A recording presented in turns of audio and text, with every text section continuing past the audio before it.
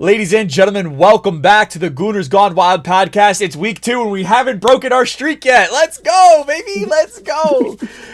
We are having our weekly podcast episode. I got Doc and Coach Ari on a little bit of a makeshift setup here, so bear with us as our Coach Ari is hard at work. We got to pay the bills somehow. If you guys want to help us pay the bills by talking about the Arsenal, make sure you subscribe, follow the Spotify, and follow the Instagram.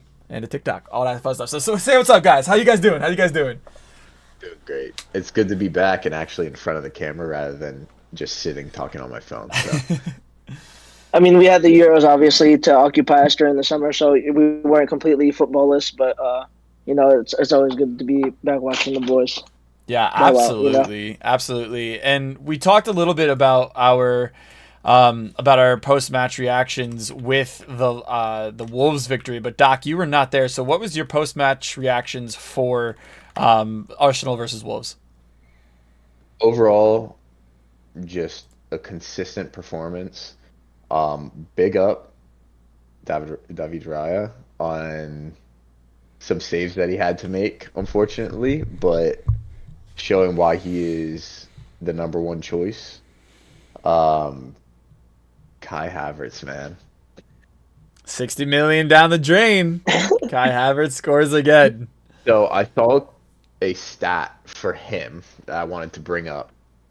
In the 14 matches that he has started at center forward for us in Arteta's system, he has 9 goals and 8 assists, which is crazy productivity for not a true out-and-out striker. And in those games, he was playing almost like a false 9, per se. So, first match, goal and an assist already. He's starting off on a really, really good foot. And I think it's going to be very hard for Jesus to try and take that spot back. Even though I did see a comment from Jesus while I was scrolling through Instagram, some Arsenal stuff, saying that he is very excited to be fighting for his spot and wants to win his spot back in the next couple of months, and we'll be working hard to do that. So we got some healthy competition up top that we haven't had in quite a while. I was actually just about to say that. I was going to say, it's good to see that excitement that, our second striker isn't just giving up. They want to continually to actively fight to get into that starting 11 for the mighty Arsenal to play at the top. And honestly, it's just great to see because I think Jesus, that's why he kind of got stagnant at Man City, there was no competition. He was always like the front 9 until, of course, Julian Alvarez, joined and such like that. But then at that point, Jesus was already kind of over with the project and stuff like that. So it's glad to see. It's glad to see for sure. So let's go into tomorrow's matchup: Aston Villa versus Arsenal. Both of us have one victory in our opening matches, and Aston Villa seems to be the new bogey team that we seem to be facing. They always seem to take some points off of us and cost us some pretty crucial points. So, Ari, what are you expecting to see coming out of tomorrow's matchup? I think the boys will want some payback for having both of our matches, both of our fixtures against them last year costing us the title. So, I think we'll be looking to bounce back from that. It's very unfortunate. They're the only team last year that did the double over us, right? I believe so. Yeah.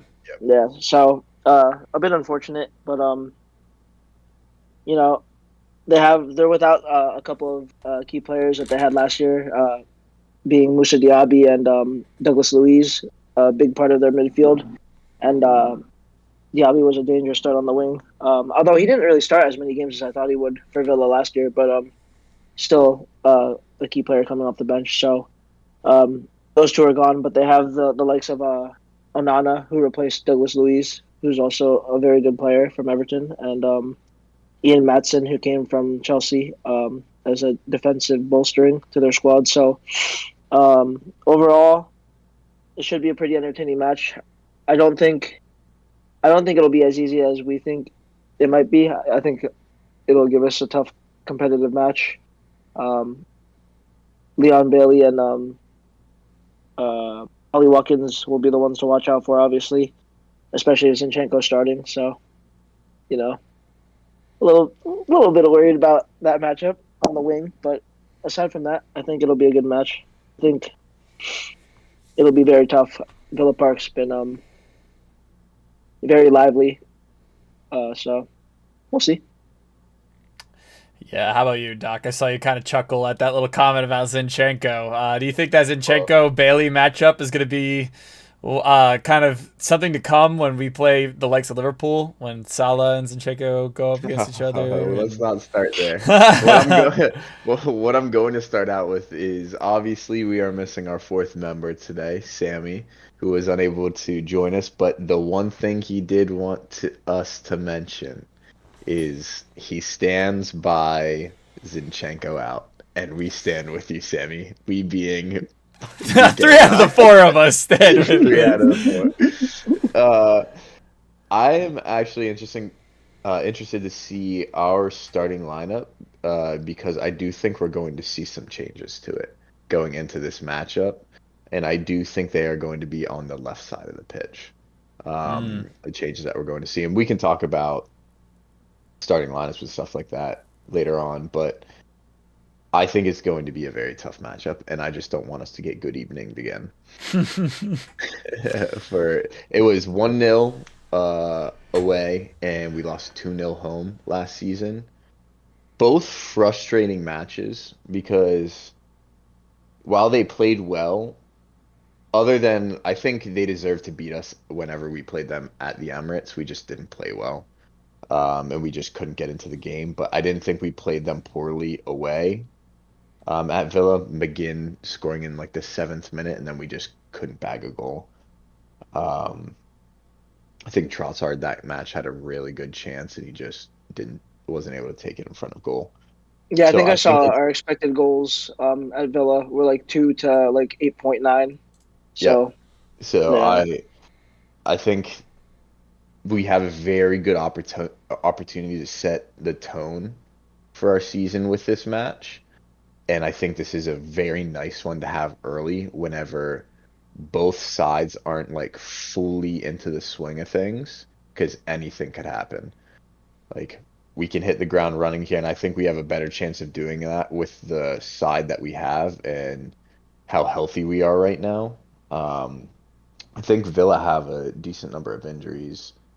Well, Tyrone Mings, obviously, Kamara is out, even though, like, I'm seeing a list of some of the injuries that we have right now, and the only one that would really affect us more so significantly would be, like, the uncertainty with Jurriën Timber, if he's going to be able to, like, play or if he's not going to play, because that'll definitely change our starting lineup. But overall, I think it's going to be a pretty tough match, but I think we pull it out. What about you, VK? Yeah, I agree with all points pretty much. I think this is going to be a pretty tough match. I'm actually predicting potentially a draw here, just because of how solid that Aston Villa has kind of become. I would like to see Zinchenko being benched, and would love to see Timber or Calafiori get the nod. I'm not quite sure why Calafiori has not featured as much preseason time, and it didn't feature in our home opener, which is a little interesting to me. Maybe he's just simply not ready or not adjusted to North London life yet. But I would like to see both of them potentially featured tomorrow rather than Zinchenko. But with all that being said, I do have to give the man some credit. Zinchenko does really well sliding into that inverted midfield role.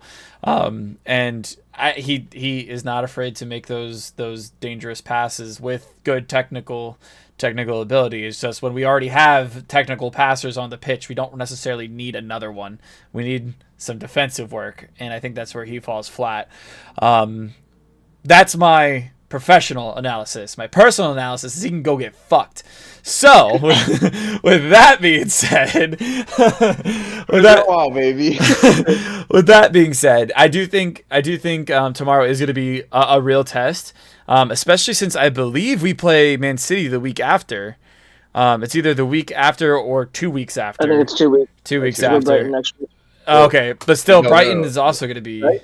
It's September 22nd. We play City because I get back from my trip on Saturday, and the match is Sunday at 11:30 a.m. I actually just looked at it. I'll say I We could just play, tell you right now. we play Oh, Spurs on the it's 15th. Spurs. It's Spurs. That's who I was thinking of. We have the North London derby. Yeah, it's Aston Villa, Brighton, Spurs, City. Like we have a tough run of 4 matches here.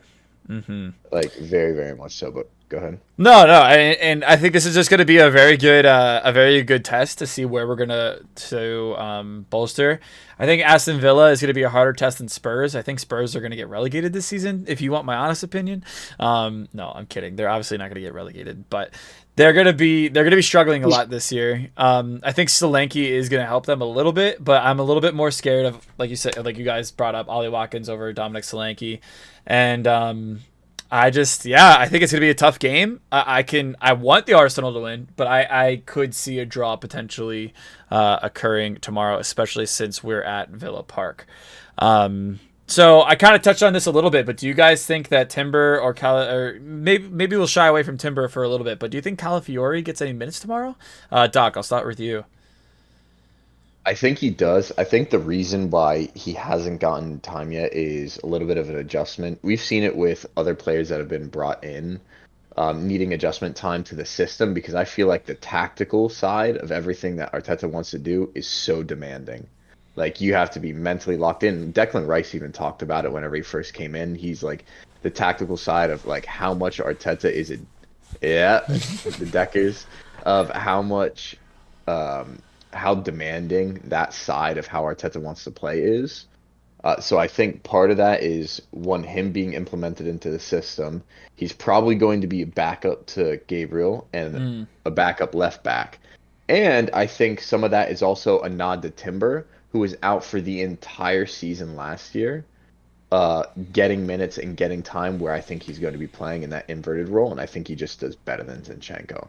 And touching on your point, yes, I do think Zinchenko does a great job at coming into that inverted role, but I think that's one of the reasons and one of the issues with what kills Martinelli on left wing recently, because we had Xhaka while he was doing that, and Xhaka helped Martinelli so much, but we don't have Granit Xhaka in our midfield anymore, and Martinelli has been like stranded out on an island because Saka has Ben White and they've made that partnership. I think having Timber in there, who's more dynamic going forward, can play that inverted role and definitely better defensively. I think he's going to help Martinelli out so much because you're going to see a lot more of like those bombing forward runs, overlaps, which will allow Martinelli to either slot him the ball or cut in like he likes to do as well. So I think Calafiori, back to your question, does get minutes tomorrow if we're doing well. Like, if we're up 1-0 and it's in the 80th minute, I think we're going to see a 5 He's coming on. He's coming on as the 5th center back that we have along our back line. As the old Rob Holdini. Yeah, exactly. And we are seeing that game out with a back line of Timber, Calafiori, Gabriel, Saliba, Ben White. Wow, that's actually kind of a scary back 5. I'm not even gonna lie. Right? Scary hours. And they're all massive, other than Timber. Timber is the smallest one there. But I do think that would be where we would see him. I don't know tactically yet if we're going to see him slot in for a Gabriel or a Zinchenko. I think Timber's ahead of him in terms of that right now. Because he has a year under his belt of understanding how Arteta wants to play, despite Calafiori having that Italian aura. Italian aura. I like that. All right, how about you? Yeah, I mean, I touched on a few of the things that Gabe said in the last pod as well, where Martinelli just hasn't had the same support that Saka does because he gets Odegaard's assistance. He gets link and play with Odegaard, and he also gets the overlapping runs from Ben. I do think that each of the 3 left backs that we have currently,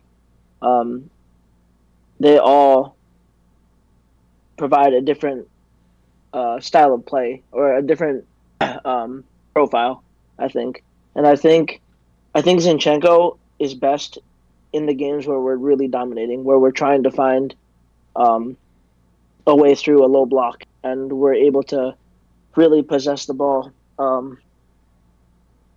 in large quantities of time. And then I think I think Timber's kind of a little bit of a hybrid of both attacking and defensive mindedness, where he can also provide something similar, but he's much better defensively. And I think Calafiori is significantly more defensive minded, um, but can also make some of those forward runs. I just don't know, like Gabe said, if he's had the time to get used to the system and know how Arteta would like to play. But I do think that each of them provides a different profile for different games, and I don't think that it's just a plug and play type of thing, like where you just stick in any one of them and it's just the best for every single game. I think each game requires a different solution, and I think that's kind of what Arteta's been doing with all of his signings and all of the players that he's been bringing in. Is he's trying to find different solutions for different game states, and I think that's part of why I feel like Zinchenko is such a good player. Because he's not good for every game. He's not good for games where he's facing players like Mo Salah, but he's so good at breaking down low blocks and mid blocks. So I think, yeah, it's just each player provides something different. I would like to see Timber starting tomorrow, if he's fully fit and available. Just because, like I said, he's a little bit more solid, and Leon Bailey can be very, very dangerous running down that wing, and he's got so much pace on him that I feel like Zinchenko would get burned. So, yeah. Mm-hmm. Yeah, absolutely. So what are you guys predicting for tomorrow? What is your outcome? I know Doc is staying to his superstition of not giving a result, but what are you saying, Ari? What do you think is going to be the outcome of tomorrow? I was also kind of thinking a draw. But I think with the mentality that we want to come into this year is that, and Rodri has said it before, and I've seen it. Oh my God! You have to go into every game trying to win instead of playing to draw. You see that meme? I did see the meme. Yeah. The eyes sure. meme. Saliba it's like the Saliba and Gabriel just sitting there. But yeah, I think they're gonna want to come into the game with the mentality that we need to win, because if we want to beat the City side, we have to win every single game. Like, it's just, that's how it needs to be. So Ben White actually touched on that. Like, yeah. I just saw a post with him quoting, it's like, in order to win the Prem, you're gonna have to go unbeaten. You're gonna practically have to go unbeaten, and we have the capability of that. And I love seeing that and hearing that. Invincibles 2.0, baby. I think Arteta's got these guys locked in. Absolutely locked. I hope so. But yeah, I mean, that's what we need. That's what we need if we want to win the league against the City side. That or 115 charges, but you know. Well, let's one of the two. Let's touch on those charges here for a second. Leicester City is being deducted 2 points already. Already? From facing a 2-point deduction, I should say, for breaching financial fair play. So let's touch on this a little bit. Why is it big for, it happens very quickly for these lower sized teams, Everton, I forget who, Nottingham Forest, now Leicester. It's taken them pretty quickly to give them those points, but these 115 charges have been talked about for, I think, 3 seasons now. And how come there's no update? I thought about that too. So, I think some of the Everton, the Nottingham Forest, I didn't even know about the Leicester one until you said it. Just came out today, apparently. So, obviously, probably easier charges to look at than 115. So, I can at least say that. But they are starting the trials of everything, and it's supposed to be completed, I'm pretty sure from what I read, in 2025. So they're going to go through everything. So they're probably going to have this whole entire season. Pep's going to give his deuces, potentially, and then everything's going to hit the fan. Because I think what they're doing right now, and you guys can obviously give your own opinions, but I honestly think they're using some of these things as a precedent. What they did to Everton last year, the double point deduction, what they did to Nottingham Forest, and now what they're doing to Leicester. They're showing that, okay, these teams had like financial fair play issues, minimal charges, and we gave them point deductions. Everton twice. You guys have 115 charges. There isn't any way that one of them isn't true, in my opinion. Yeah, there's no Out of way. 115. There's no way. So it's at this point, it's going to be what's going to happen rather than like they got off the hook with 115 charges. It's going to be, what are the point deductions going to be? Are they getting relegated? Are they getting stripped of titles? Like, what's going to happen? I wouldn't even want that to happen though. Like I wouldn't even want. I agree. I wouldn't even want them to get stripped of titles and like We would get 2 have though. it be given to us. We would get 2 prems. We get 2, but I would hate agree that. because then you have the Spurs fans who are too loud, who haven't won a Prem in 30 some fucking years, saying that, oh, we just got handed those titles, we didn't earn those titles, blah blah. I can already see those headlines being created, and I don't want that. I agree. I want to win it on our terms.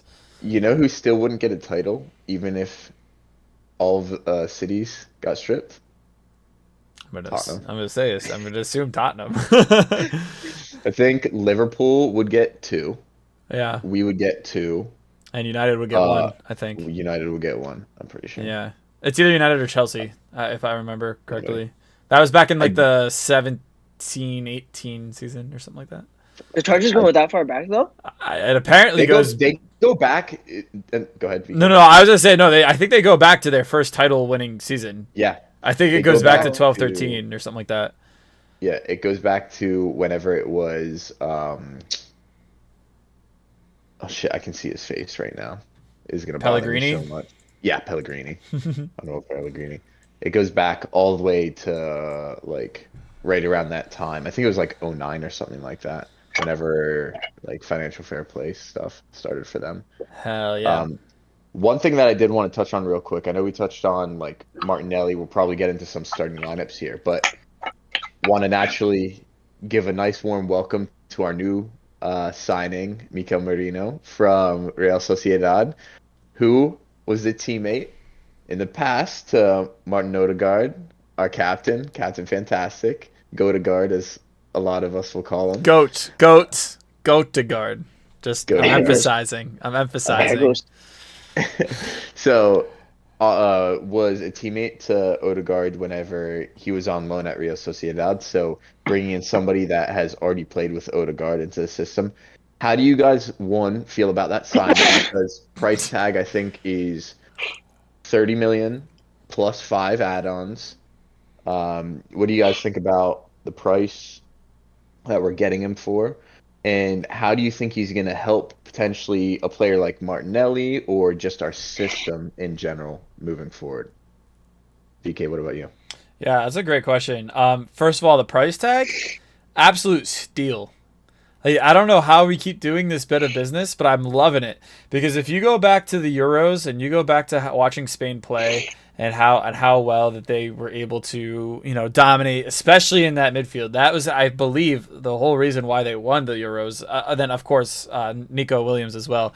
But 30 million for a Euros winner, a former teammate of Martin Odegaard, who has been influential, arguably Arsenal's best player for the past couple of seasons, arguably. To see them kind of go in that pivot, we're going to see Partey phase out. We're going to see Declan Rice drop in a little bit deeper. And I honestly think that midfield is going to be absolutely fierce. I think it's a great bit of business. I think it's a name that we all kind of expected to come to the Emirates this season. But for 30 mil overall, to have that chemistry with our captain and to hopefully help create side on the left side of the pitch, I think it's an absolute no-brainer, and I think it's a great bit of business by Edu. Edu's cooking up his barbecue once again. Of course he is. Ari, how about you? Yeah, I think he fits a very similar profile to Xhaka. So I think it'll be exciting to have him in there. He's only 28, I believe, right? Mm-hmm. So still has couple of good years left in him. I don't know if he's going to come in. We talked about this. We touched on this a little bit in the last podcast, but I'm not sure if he's going to come in and be an immediate replacement for Partey. I don't know if he's going to be more of a supporting role and coming off the bench or getting more minutes in like cup and other competitions. But I think overall, pretty good signing, quality player. Obviously, like we said, has previous links with Odegaard, so that should help him fit in a lot easier. But I think it's a good bit of business. I think, as much as I'm disappointed to see that we haven't, there's still time left in the window, and I think Arteta mentioned that there's a possibility that there'll be more signings. Yeah. More I signings. saw that as well.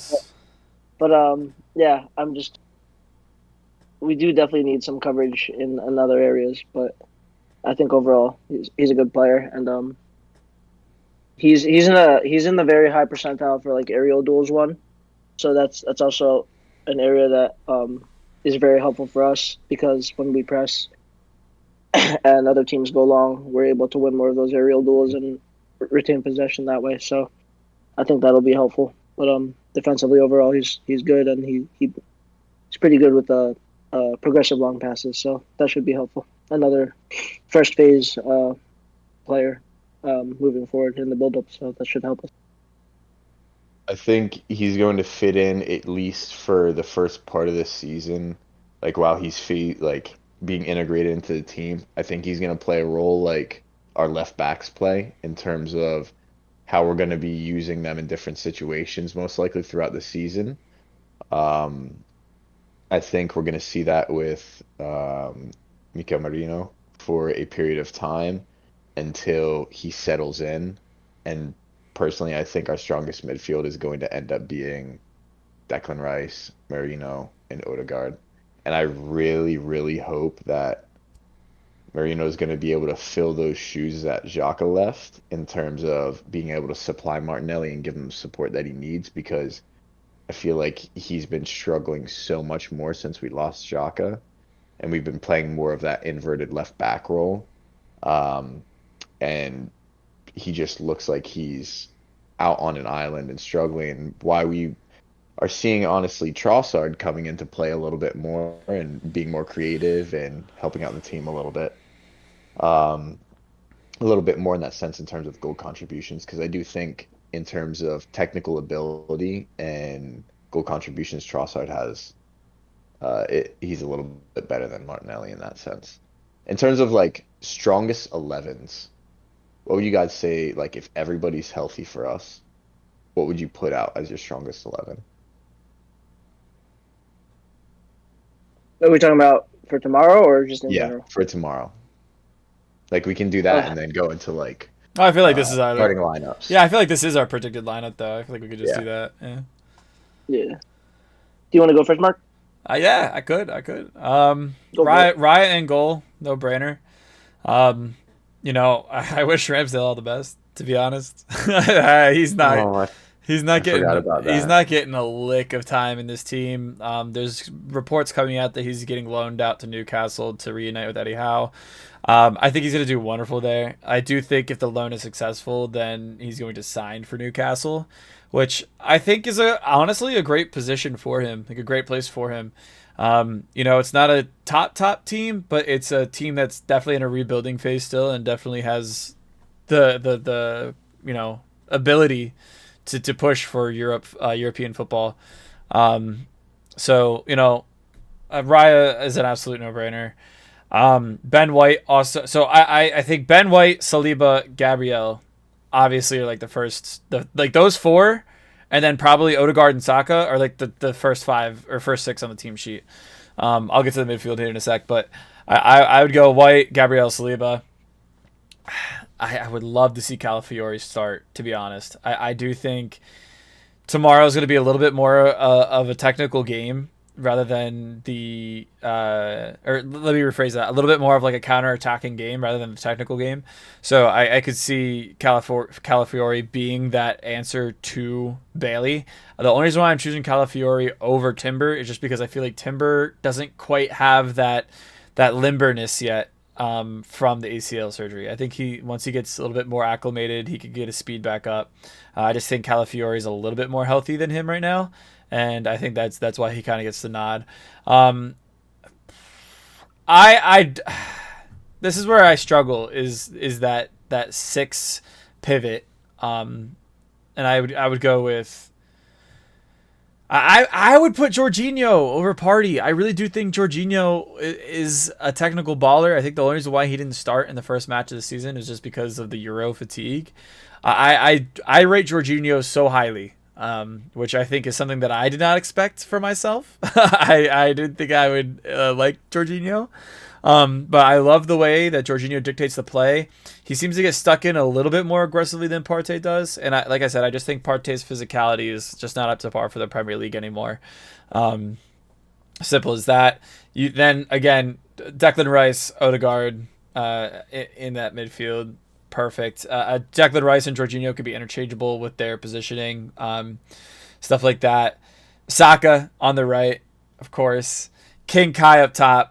And then this is where it might get a little controversial. Would love to see Trossard start. I think Martinelli has unfortunately struggled. He looked a little bit more lively in the preseason matches. He looked pretty good against Liverpool. It's just, again, we kind of fell into that like omnidirectional, straight to goal or straight to the touchline mindset to cut across, cut the ball across. And I think it works in some games. Like, I think when we play teams such as, I'll even say it, if we play teams such as City, putting Martinelli in the starting position and then having Trossard be into a sub, I actually really enjoy that. I think Martinelli has a great matchup against that. But in a game like this, I think Trossard would benefit because the creativity that him, Saka, and Havertz are going to need to have to break through those lines is going to be pretty necessary. So that's my starting 11 for tomorrow. Doc, how about you? I'm gonna stick with pretty much the same lineup. So obviously Ryan goal, White, Saliba, Gabriel across the back. I do think that Timber gets the nod to start, but I don't think he goes a full 90. And I think Calafiore is gonna come in and replace him. I don't think tomorrow's match is a Zinchenko match, and I agree with you on that. I think we need a more defensive mindset. Whoever's going to be going against Leon Bailey, because he's probably going to be the starting right winger for them. So I think it'll be starting with Timber, give us more of that hybrid attack and defense, and then come in to solidify the back with Calafiore and that Italian aura. Italian aura. I'm getting a Calafiore jersey. And I know, Jorginho, you are Italian as well, my man, but Calafiore, he's just different. He's Calafiore. He's built different. I think that might end up being my jersey this year, the name that's going on the back of mine. Midfield is going to be Declan. I don't think it changes. Declan Rice, Partey, Odegaard. I think Saka on the right, Havertz down the middle, and I do think we get a Trossard start. I think he deserved that with how he played in preseason, and unfortunately, I think Martinelli's still struggling a bit. And seeing him come off the bench and add a little bit of pace once legs are tired might work out for him a little bit to at least get more into a rhythm of scoring goals, getting goal contributions again, and kind of finding his game. What about you, Ari? I think we go out with the same exact starting lineup that we did last game, aside from Zinchenko. I do think Timber, if he's fully healthy and fit and ready to play, I think he does start over Zinni just for tomorrow's match. But yeah, I think same starting lineup for the first match. Raya, White, Saliba, Gabriel, Timber, Partey, Rice, Odegaard, Martinelli, Saka, Havertz. I just think that the front three that we have now provides a lot of dynamism in terms of what each of them has to offer.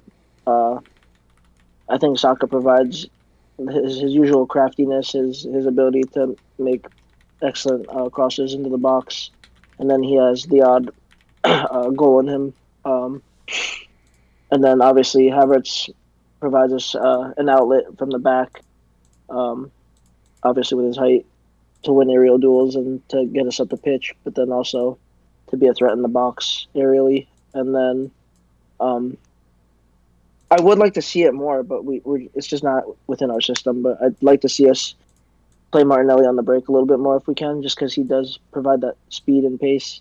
Yep. But I do think that, I don't know, I feel like Martinelli is definitely, there has to be a reason that he's getting the nod over Trossard, and I feel like maybe he's just better in training, but I have faith that he'll pull through, so I think it'll be the same starting lineup aside from Zinchenko. Yeah. I think Arteta just wants to put confidence back in Martinelli, so I think he's trying to I agree. give him minutes. Yeah. And like give him the opportunity to do that, and kind of just like how we supported Kai blindly through all of this stuff. All of us supported Kai very blindly through everything. And we're never asking for him to be sent down to the youth. Oh my god, those were the days, man. Those were the freaking days, bro. That's along with crazy. Raya. I do think we deleted those VODs, right? I don't. I think they're still up. I hate to say it. We can edit this out as well. No, but I do think that you're right. I think he's trying to give Martinelli confidence, and I think he needs that support from the fans. He struggled last season. There's reasons why he's struggling. I think he just didn't have the supporting cast around him. If you put Saka out on the left and just have him be stranded out there, I do think he produces, but he's still going to struggle because he's going to be going against 2 or 3 guys, and he doesn't have a Ben White to overlap him or an Odegaard to combine with him. So I think if we can find the right pairing to help support Martinelli, we're going to see him back in his form again. You guys have anything else? No. Score predictions. Score predictions. Go ahead, Ari. I want to say 2-1. I want to say 2-1 us. Okay. Who? All right. 2-1 for us. Who's our goal scorers? No, Nketiah is not scoring. Where is he going? Anywhere but here. Homie's packing his bags to Forest for probably 30 mil. Another masterclass from Edu. That's actually a masterclass for real. Who's scoring for us? I want to say, you know what? I'm gonna say Martinelli bags. I'm having faith. And as you know, as much as I hate to say it, I want to say Odegaard. As much as he hates to say it, he says. Yeah, he's not a good player. He's just not a good player.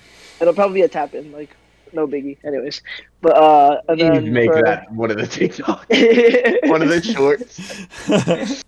And then I think Rodgers for Villa. Oh, so no clean sheet. Yeah. No. So you said 2-1, no clean sheet. 2-1. Yeah, no clean sheet. Yeah, I'm liking the 2-1. I'm not gonna lie. I'm gonna have a little bit more faith. I'm gonna go 3-1. Odegaard hat trick, only because Ari said that Odegaard's not a good player. No, I'm kidding. No, I do agree. I think Odegaard bags one. I think he needs to kind of get started on his campaign early to give him the confidence. I mean, he's already oozing confidence, as we saw from the drag back through ball. The drag back through ball was insane, bro. I do think Odegaard bags one. I think Kai bags one, and. Do it. You want me to do it? Calafiori debut goal. That's crazy.